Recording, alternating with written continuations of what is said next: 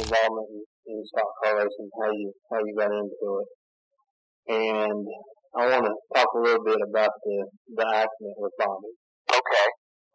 What do you remember about that accident? Well, the accident with Bobby came on so quickly and abruptly, and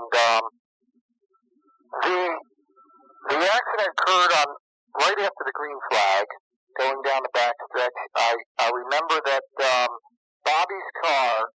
Well, I wasn't sure at first whose car it was. After the accident, you know who it is, but the second or third car in front of me, I think Waltrip was in front of me, and then I think Bobby's car was up there in front of him on the left, on the inside of things.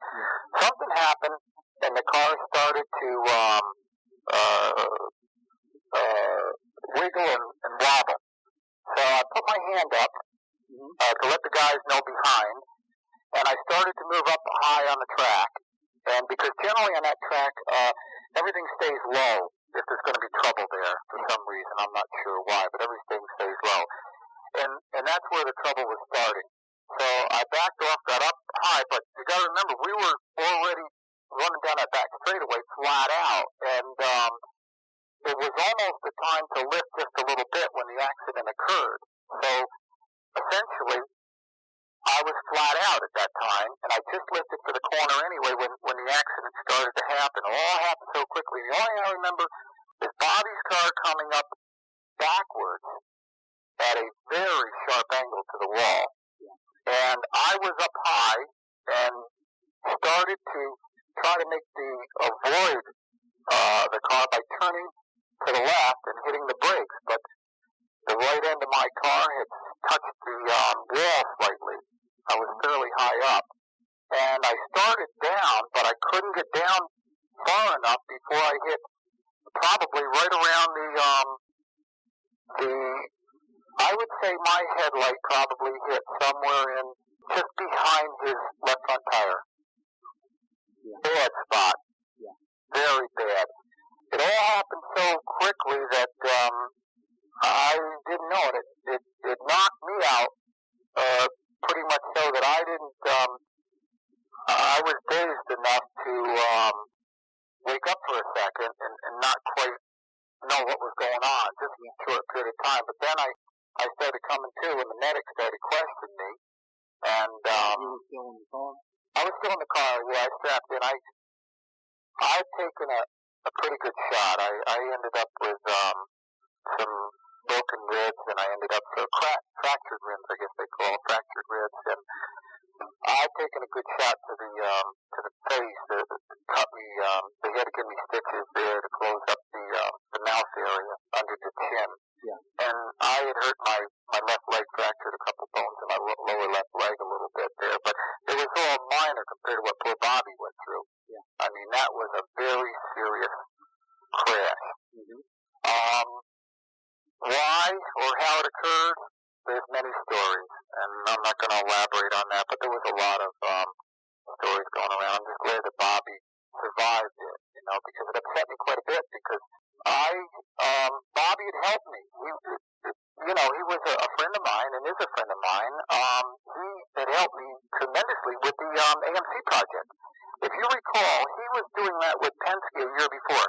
When he got out of it, I'd asked for a little bit of help from him. He not only gave me a little bit of help, he asked his crew chief then, which was a good friend of his, to help me. I can't remember the gentleman's name. Nice guy at that time. I just don't remember the name. But he was helping me with the Matador project. And they will often loan me gears to qualify with the Matador and things like that. But the accident upset me a lot. I was very shaken by that because it was a violent accident that occurred on, a lap that I wouldn't expect it on that lap anyway. If you want to answer the question, that's fine. If you don't, that's fine too. But how much of the accident was caused by Bobby? He had the story is that he radioed the crew that the tire was going down, and the story is that he really kind of pushed it going around through the tunnel turn and lost it, when the tire would go flat. How much of the accident was caused by that, and how much for Was it caused by maybe guys racing back to the line? Well, I think you've got two areas there that created the problem. But one area that I recall seeing, and not a whole lot of people followed this at the time because they were going in so many different angles, was that Bobby's car took a very strange and violent switch to the way you'd expect a Winston car to slide out of control. When I finally started remembering what was going on and tried to explain it to people, I said it was almost like he ran over a rock, a big rock in the road, and the car took like a twitch, like a giant leap in the wrong direction. Later, when I went by the track there, I looked. This was, not later, what was I saying? I had someone do it for me. Someone was at Pocono the week after and looked at that track for me. And what happened, I think, is Bobby's car, that tire went down, but I think what really caused Bobby to lose the car violently was that car jumped over the lower lip on the racetrack, which was a mound, a bump. There was something there in the rail, his frame or something hit that, and the car just took a totally different angle.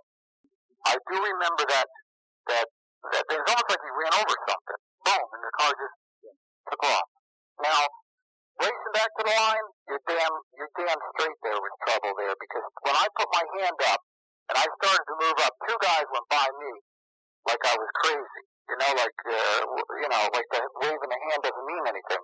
Never addressed that situation. I don't know the two cars that went by me, and maybe back then I could remember, but right now I couldn't tell you what. The racing back to the line was a possibility of what happened. It could have been that those two cars going by me maybe closed the area of my sight that caused me when I went high. I really couldn't tell you on that, but that was a dangerous time.